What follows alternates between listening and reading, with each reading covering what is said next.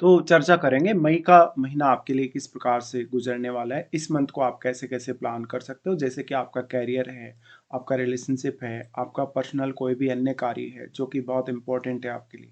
तो अगर आपका मिथुन लगन है, तो ये वीडियो आपके लिए ही है और मिथुन लगन का चार्ट भी आप अभी स्क्रीन पे देख पा रहे हैं। कुछ ऐसी ही स्थिति आपको गोचर में दिखेगी जब भी आप अपना गोचर अप्लाई करेंगे मई महीने के अनुसार अपने चार्ट में। तो यहाँ सबसे पहले हम जो गोचरीय स्थितियाँ रहने वाली हैं इस मंथ में, उनकी चर्चा करेंगे। उसके बाद देखेंगे ये जो ओवरऑल जो आपको प्लेसमेंट नज़र आ रही है, इनका किस प्रकार का प्रभाव या परिणाम आप लोगों के सामने आएगा इस मंथ में। हालाँकि ये जो गोचरीय स्थिति है, इसमें कुछ बदलाव भी मंथ के मध्य में ज़रूर आपके सामने आ सकते हैं। तो गोचरीय स्थितियों के बारे में यदि हम विचार करेंगे, तो सबसे पहले सूर्य के बारे में चर्चा करते हैं। सूर्य 15 मई तक मेष राशि में गोचर करने वाले हैं। इसके बाद इनका जो गोचर होगा, वृषभ राशि में होगा। इसके अलावा बुध का गोचर देखें तो 15 मई तक ये भी मेष राशि में ही ट्रांजिट में रहने वाले हैं और इसके बाद इनका गोचर भी वृषभ राशि में ही होगा। शुक्र का गोचर देखा जाए तो 14 मई तक शुक्र वृषभ में रहेंगे, इसके बाद ये मिथुन राशि में प्रवेश कर जाएंगे। मंगल का गोचर देखें तो 11 मई से ये मेष राशि में प्रवेश करेंगे और लगभग पूरे महीने मेष राशि में ही इनका गोचर रहने वाला है। बृहस्पति फिलहाल मिथुन राशि में गोचर कर रहे हैं और वो अपना गोचर जो बदलेंगे तो जून में इनका बदलाव होगा गोचरीय स्थिति का। अभी शनि मीन राशि में गोचर कर रहे हैं और चंद्रमा को देखा जाए तो 1 मई को चंद्रमा तुला राशि में देखने को मिलेंगे। राहु और केतु के गोचर में फिलहाल कोई बदलाव नहीं है, जहां पर राहु कुंभ राशि में गोचर कर रहे थे, वहीं केतु सिंह राशि में अभी गोचर में रहेंगे। तो गोचरीय स्थितियों पर चर्चा करने के बाद अब हम देखते हैं आपका ओवरऑल तरीके से ये मंथ किस प्रकार से बीतेगा, कौन-कौन से बड़े चेंजेस इस मंथ में आपकी लाइफ में हो सकते हैं। सबसे पहले यहाँ लग्नेश से स्टार्टिंग करेंगे। लग्नेश आपके बुध हैं और बुध ही आपके 4th हाउस के भी लॉर्ड हैं। देखिए बुध के गोचर को देखा जाए तो 15 मई तक वो मेष राशि में रहने वाले हैं, जहाँ पर वो आपके 11वें घर में स्थित होंगे और यहाँ पर सूर्य और मंगल की स्थिति भी बनेगी इस मंथ में। हालाँकि मंगल थोड़ा-सा बाद में यहाँ गोचर में आएँगे, लेकिन निश्चित रूप से यहाँ पर आपको बुध पर सबसे ज़्यादा ध्यान देने की आवश्यकता है, क्योंकि वो आपके लग्नेश हैं और लग्नेश जिस भी भाव में गोचर करते हैं आपके, वो भाव आपके लिए सबसे ज़्यादा इम्पोर्टेंट हो जाता है किसी भी पर्टिकुलर महीने में।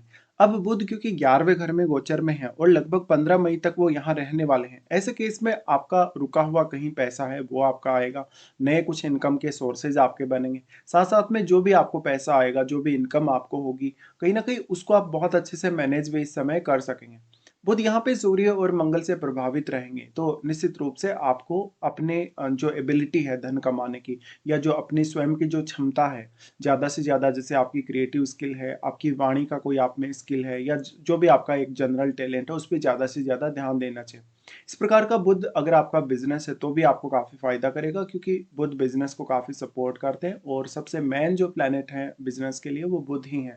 इस तरीके से देखा जाए तो बुध का 11वें घर में आना आपके नेटवर्क को बढ़ाएगा, आपके मान-सम्मान, आपकी प्रतिष्ठा को बढ़ाएगा और सूर्य और मंगल जैसे ग्रह इनके साथ होने की वजह से आप में लीडरशिप के जो गुण हैं, वो काफ़ी ज़्यादा डेवलप होंगे और दूसरों को आप अपनी बातों से, अपनी पर्सनैलिटी से काफ़ी तेज़ी से प्रभावित कर पाएँगे।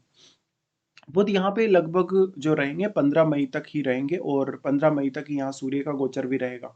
तो ये मान-सम्मान के दृष्टिकोण से, आपकी पद प्रतिष्ठा के दृष्टिकोण से भी काफ़ी अच्छी स्थिति मानी जा सकती है। अब वो आपके 4th हाउस के लॉर्ड हैं, तो आप अपना जो फ़ोकस है कहीं न कहीं घरेलू कार्यों पर भी रखेंगे। फिर इनका जो दृष्टि है सभी का, वो पंचम घर पे आ जाता है। पंचम घर पे आने से आपको निर्णय लेने में जो भी परेशानियाँ आ रही थी अभी तक, वो परेशानियाँ दूर होंगी। आप काफ़ी क्विकली सोच पाएँगे, अच्छे से निर्णय ले पाएँगे और अपने जो निर्णय आपने लिए हैं, उन पर भी आगे आप अमल कर पाएँगे।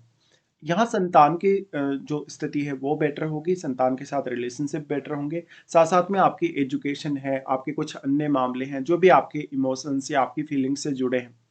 देखिए, इस प्रकार की स्थिति जब भी बनती है, तो जातक कुछ एक्स्ट्रा इनकम पाने के लिए कोशिश कर सकता है और वो कभी-कभी थोड़ा लालची भी हो जाता है, जब स्पेशली मंगल अपने ही घर से ट्रांजिट कर रहे हो। ऐसे में बुध आपको काफ़ी ज़्यादा लॉजिकल थिंकिंग देने वाले हैं और बुध की दृष्टि यहाँ पंचम पर होने से शेयर मार्केट वगैरह, लॉटरी, सट्टा वगैरह की तरफ भी आपका थोड़ा ध्यान यहाँ जा सकता है। बुध 4th लॉर्ड होने की वजह से आपको अपने परिवार से भी काफ़ी अच्छे से मदद मिल सकती है, इवन अपनी माताजी से या अपने पिता से भी। बुध उसके बाद आपके 12वें घर में गोचर में चले जाएँगे, जहाँ पर वो वृषभ राशि में होंगे। देखिए, ये समय ऐसा होगा जब आपकी क्रिएटिव स्किल्स काफ़ी तेज़ी से बढ़ेंगी, आपका टैलेंट काफ़ी तेज़ी से बढ़ेगा, या तो फिर आप अपना कोई ऐसा क्रिएटिव काम अगर कर रहे हैं, तो उसमें आपको सहायता मिलेगी बुध से। लेकिन इस समय कुछ खर्चे बढ़ सकते हैं, आपका किसी से कोई अफ़ेयर हो, रिलेशनशिप हो, ये सब हो सकता है। साथ ही साथ आपका किसी के साथ अगर आप पार्टी वगैरह करते हैं, अपने जैसे कलीग वगैरह के साथ, बॉस वगैरह के साथ, या इवन जिनके साथ आपका कोई प्रेम संबंध चल रहा है, तो इस समय आपके खर्चे बहुत ज़्यादा हो सकते हैं। यहाँ पे बुध और शुक्र दोनों ही हालाँकि रहेंगे, और शुक्र क्योंकि 14 मई तक हैं वो, और 14 मई से पहले हालाँकि बुध का गोचर यहाँ पे नहीं होगा, तो शुक्र यहाँ से आगे भी बढ़ जाएँगे और बुध सिर्फ़ यहाँ अकेले बचेंगे, तो बुध का दृष्टि आपके 6th हाउस पे आ जाएगा। ऐसा बुध आपकी रूटीन लाइफ या डेली लाइफ में कहीं न कहीं आपको मदद करेगा। बट क्योंकि शुक्र इसलिए ज़्यादा इम्पोर्टेंट है, शुक्र इस भाव के स्वयं स्वामी हैं। इसलिए बुध का यहाँ पर आना कहीं न कहीं आपको स्थिति को बहुत अच्छे से मैनेज करने में सक्षम बनाएगा, या आप जो भी पर्टिकुलर निर्णय लेंगे, वो काफ़ी अच्छे से ले सकेंगे। बुध आपके लग्नेश हैं, लग्नेश होने के साथ-साथ वो आपके 4th हाउस के लॉर्ड हैं। तो यहाँ क्योंकि बुध अब एक ड्यूअल प्लैनेट है, और ड्यूअल होने की वजह से थोड़ा बहुत आपको वो कन्फ्यूजन में डाल सकता है। तो आपके 4th हाउस को लेके आपको थोड़ा कन्फ्यूजन ज़्यादा रहेगा। वैसे भी लगन में तो अभी गुरु का ट्रांजिट चल रहा है, तो आप इतने ज़्यादा कन्फ्यूजन में नहीं आ सकेंगे अपनी इंडिविजुअल लाइफ को लेके। लेकिन जब आप दूसरों के लिए किसी भी प्रकार का काम कर रहे हैं, अपनी फैमिली या अपने फैमिली रिलेशंस को लेके, तो थोड़ा बहुत यहाँ पर हो सकता है मनमुटाव हो, किसी बात को लेके मतभेद हो। ऐसा बुध आपके करियर में आपकी काफ़ी हेल्प करेगा, आपकी रूटीन लाइफ को मैनेज करने, आपके बाकी के अन्य जो कार्य हैं लाइफ में, उनको मैनेज करने के लिए भी। बुध की ये स्थिति रहेगी, तो जो भी जातक कहीं न कहीं रात्रिकालीन समय में अगर कोई स्टडी वगैरह करते हैं, या ज़्यादातर जो लोग अपना रात्रि का कहीं ड्यूटी वगैरह करते हैं, उनको अपने कार्यों को मैनेज करने में ज़्यादा सफलता मिल पाएगी।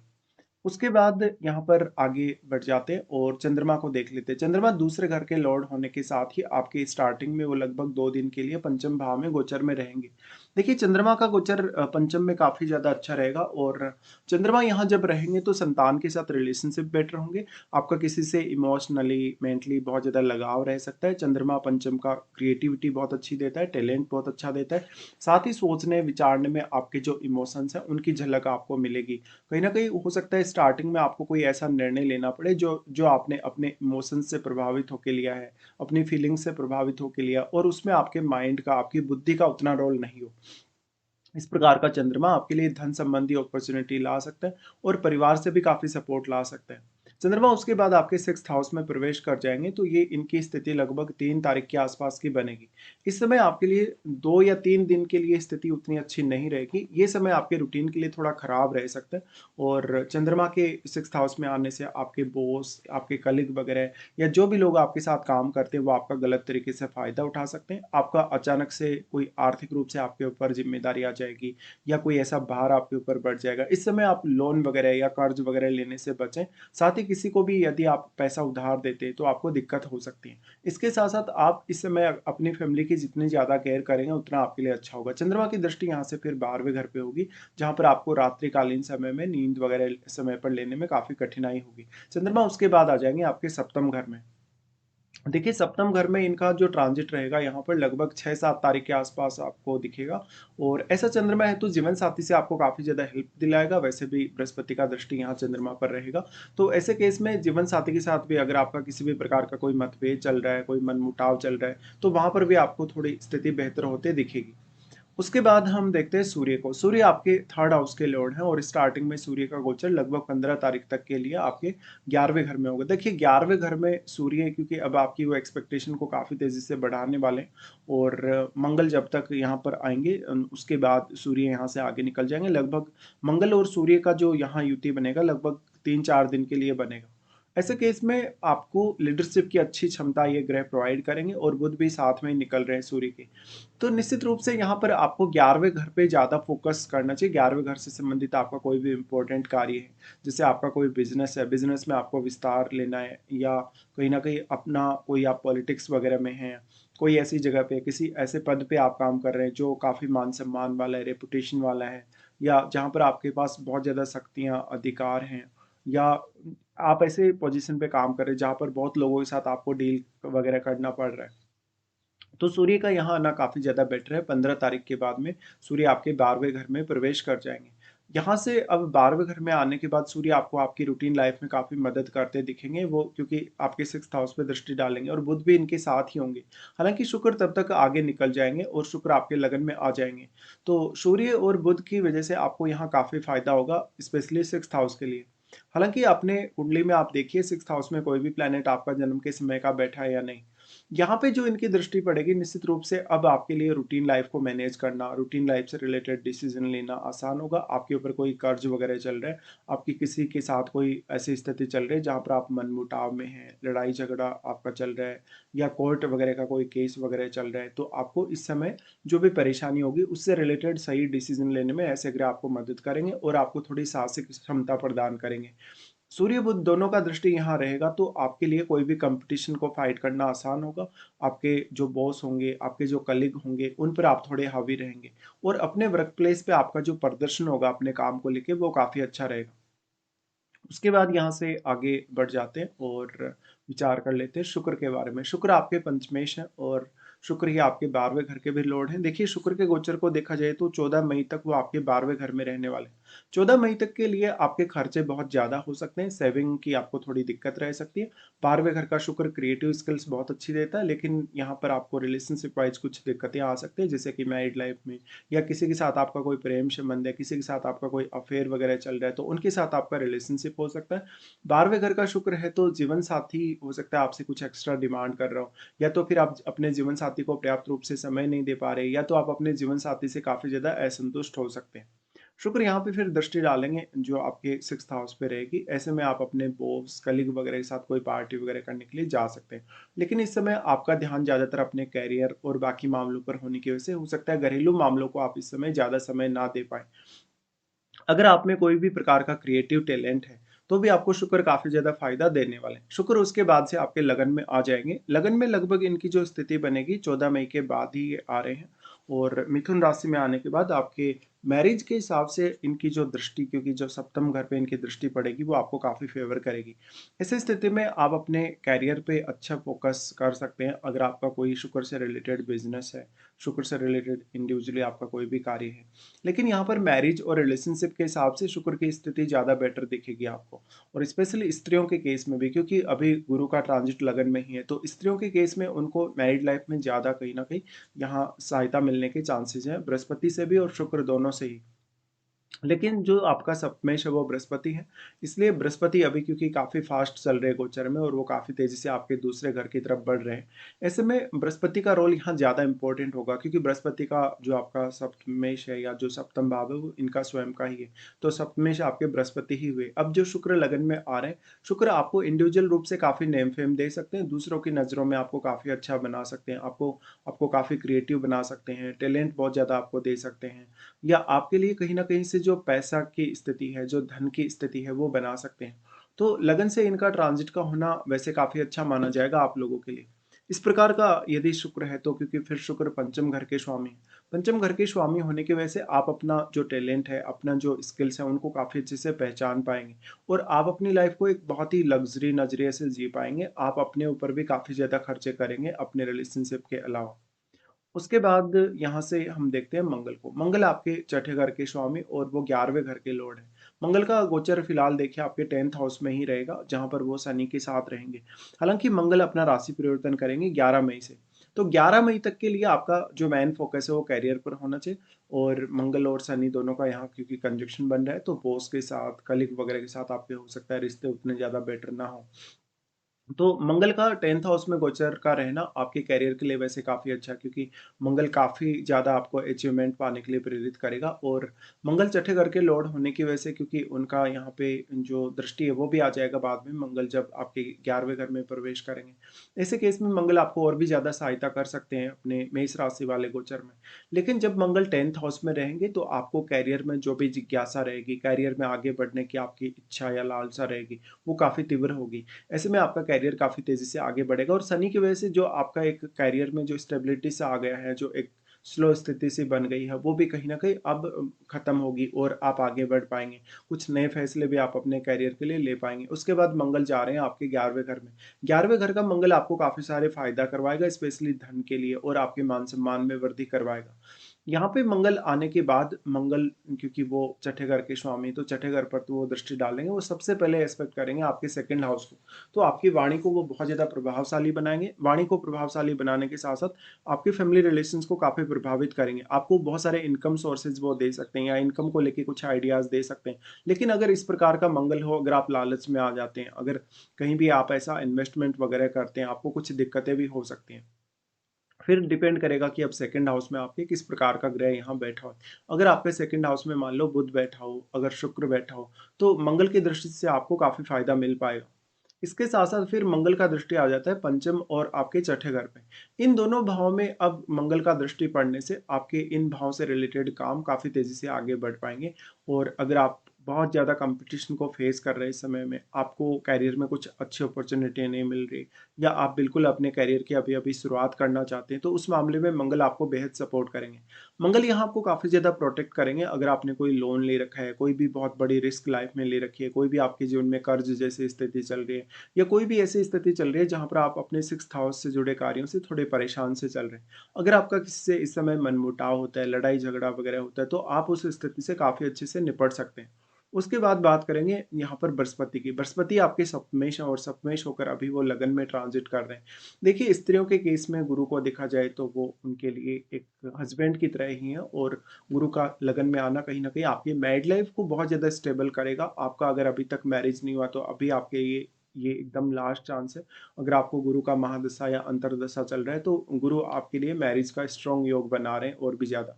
यहाँ गुरु का दृष्टि होने से अगर आपका किसी से अपने पार्टनर से विवाद चल रहा है, लड़ाई झगड़ा चल रहा है, कोर्ट केस वगैरह चल रहा है, या डिवोर्स जैसी स्थिति चल रही है, या सेपरेशन जैसी स्थिति चल रही है, तो उन स्थितियों में जो रिजल्ट होगा वो आपके फेवर में होगा। हालाँकि सप्तम घर में बैठे प्लैनेट को आप ज़रूर देखिएगा।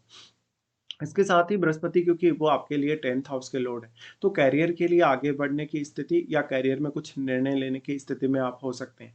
यहाँ पे फिर जो गुरु का दृष्टि है, सबसे पहले अगर दृष्टियों के हिसाब से देखा जाएगा तो वो पंचम पर अपनी दृष्टि डालेंगे, तो ये समय संतान के लिए अच्छा हो सकता है, संतान की एजुकेशन और आपकी स्वयं की एजुकेशन के लिए भी। गुरु का सप्तम पर दृष्टि का पड़ना, और क्योंकि वो 10th लॉर्ड है, इसलिए आपके मान सम्मान में, आपके इंडिविजुअल रेपुटेशन में काफ़ी ज़्यादा वृद्धि होगी। लोग आपको काफ़ी मान-सम्मान देंगे, काफ़ी ज़्यादा आपको रिस्पेक्ट देंगे। गुरु का दृष्टि फिर आ जाता है नवम घर पे, जहाँ पर राहु के रिज़ल्ट और भी ज़्यादा आपके लिए अब बेटर होंगे, और गुरु की नवम घर पे दृष्टि का होना आपको विदेश भेज सकता है, आपको हायर स्टडीज़ पे काफ़ी फ़ोकस करवा सकता है, और आपको किसी अदर स्टेट या कोई लंबा टूरिज़्म में करना पड़ सकता है। मेनली जो लगन का गुरु है वो काफ़ी ज़्यादा आध्यात्मिक बनाता है। आध्यात्मिक के साथ-साथ वो इंट्यूशन पावर बहुत अच्छी देता है। तो आपको किसी और व्यक्ति के सहारे की उतनी अधिक ज़रूरत पड़ेगी नहीं। यहाँ पे फिर देख लेते हैं शनि के गोचर को। शनि आपके 8वें और 9वें घर दोनों के ही स्वामी होकर अभी 10th हाउस में गोचर कर रहे हैं, और अभी शनि मंगल के साथ भी रहेंगे। जब तक मंगल आपके 10th हाउस में रहेंगे लगभग 11 तारीख तक, तो तब तक करियर के लिए बहुत ही अच्छी स्थिति है। लेकिन शनि क्योंकि काफ़ी समय से आपके 10th हाउस में गोचर में है, तो अभी भी आपको करियर फोकस्ड बनाते काफ़ी ज़्यादा। तो आपको ज़्यादातर समय अपने करियर को इस समय फिर भी देना होगा। आपका जो भी पेंडिंग काम है करियर से रिलेटेड, या करियर में आपकी कोई भी प्रकार की रिस्ट्रिक्शन, आपके ऊपर कोई भी प्रकार की बाध्यता है, या आपके पास्ट कर्मों से जुड़ा हुआ आपका कोई भी ऑब्लिगेशन है, किसी भी प्रकार की ऐसी स्थिति है जहाँ पर आपको बहुत ज़्यादा रेस्ट्रिक्शंस का सामना करना पड़ रहा है, बहुत ज़्यादा चैलेंजेस का सामना करना पड़ रहा है, तो अभी भी आपके लिए काफ़ी ज़्यादा समय है इन स्थितियों से निपटने के लिए। शनि अष्टमेश और नवम घर के स्वामी होकर आ रहे हैं, तो आपका अगर फॉरेन से कुछ कनेक्शन है अपने करियर वगैरह को लेके, तो आपको अच्छी स्थिति है। साथ ही साथ अगर आपका कोई रिसर्च वर्क है, कोई अष्टम भाव से संबंधित आपका कार्य है करियर में, तो थोड़ी चुनौती ज़्यादा होगी। शनि का सबसे पहले दृष्टि आ जाता है आपके 12th हाउस पे। देखिए, 12th हाउस पे शनि दृष्टि डालें तो वो आपके रिश्तों को काफ़ी प्रभावित कर सकते हैं। ऐसा जातक फिर अपने करियर पे ज़्यादा फोकस कर सकता है अपने रिश्तों की तुलना में।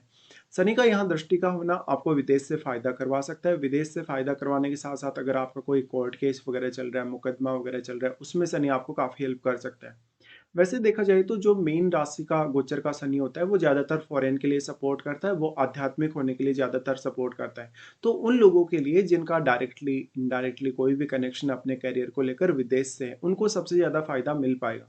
शनि का दृष्टि फिर आ जाता है 4th हाउस पे, जहाँ पर वो आपके 4th हाउस से रिलेटेड कार्यों में थोड़ा डिले इस समय कर सकते हैं, अगर शनि आपके चार्ट में बहुत ही ज़्यादा स्ट्रॉन्ग है तो। बट अगर आपके चार्ट में मान लो जन्म के समय के जो शनि है अगर वक्री हैं तो ज़्यादा अच्छा है। शनि का दृष्टि 4th हाउस पे पड़ रहा है तो जातक को जो घरेलू ज़िम्मेदारियाँ उनके प्रति भी शनि काफ़ी सतर्क बनाते हैं और फिर शनि की दृष्टि आ जाएगी आपके सप्तम घर पे। देखिए सप्तम घर पे शनि की दृष्टि आपको ज़्यादातर मामलों में यहाँ पर हेल्प ही करेगी और यहाँ पर किसी भी प्रकार का मनमुटाव चल रहा है, कोई भी व्यवधान आपकी मैरिड लाइफ़ में आ रहा है तो वो दूर होगा और आप एक अच्छा स्टेबल रिश्ता अपने जीवन साथी के साथ निभा पाएँगे। उसके बाद हम यहाँ से आगे बढ़ते हैं और लगभग हम इस सभी ग्रहों के बारे में चर्चा कर चुके हैं ऑलरेडी। तो अब राहु और केतु के बारे में कोई विशेष चर्चा इस समय नहीं करने वाले, ऑलरेडी इनके बारे में काफ़ी बार पहले चर्चा हो चुकी है। अब हम देख लेते हैं कौन-कौन से आपके लिए इस मंथ में कुछ अच्छे दिन हैं, कौन-कौन से ऐसे दिन हैं जहाँ पर आपको कुछ प्रॉब्लम्स का सामना करना पड़ सकता है। सबसे पहले अच्छे दिनों की बात करेंगे तो आपके लिए 1, 2, 5 से 7 तारीख तक, 18 से 22 तारीख तक और 27 से 29 तारीख तक। ये सभी दिन आपके लिए काफ़ी ज़्यादा अच्छे रहने वाले हैं। अगर मान लो आपका कोई भी ऐसा काम है जो बार-बार अटक रहा है, जिसमें आपको कोई भी व्यवधान आ रहा है, कोई भी प्रकार की समस्या आ रही है, तो आप उन कार्यों को इन दिनों में प्लान अवश्य कर सकते हैं। इसके साथ-साथ इस मंथ में कुछ ऐसे दिन हैं जो आपके लिए थोड़े ज़्यादा चैलेंजिंग रह सकते हैं, जिनके बारे में भी अभी हम विचार कर लेते हैं। चंद्रमा जब स्कॉर्पियो में गोचर करेंगे यानी आपके 6th हाउस में वृश्चिक राशि में, तो 3, 4 और 23 और 31 तारीख को ये स्थिति बनेगी। ये दिन काफ़ी ज़्यादा चैलेंजिंग होंगे। अगर आपका किसी के साथ मतभेद चल रहा है, विवाद चल रहा है, अगर आप अपने वर्क प्लेस पे काम करते हो, बहुत ज़्यादा कंफर्टेबल नहीं है, तो ये 4 दिन आपके लिए काफ़ी ज़्यादा चैलेंजिंग रहने वाले हैं। चंद्रमा का गोचर जब कैप्रिकॉर्न में होगा यानी आपके अष्टम में, तो 8 और 9 को अचानक से धन के रूप में कुछ बड़ा चेंज आपकी लाइफ में आ सकता है। 8 और 9 को आपकी सेहत में काफ़ी उतार-चढ़ाव आ सकता है, साथ ही साथ आपके रिलेशनशिप में भी।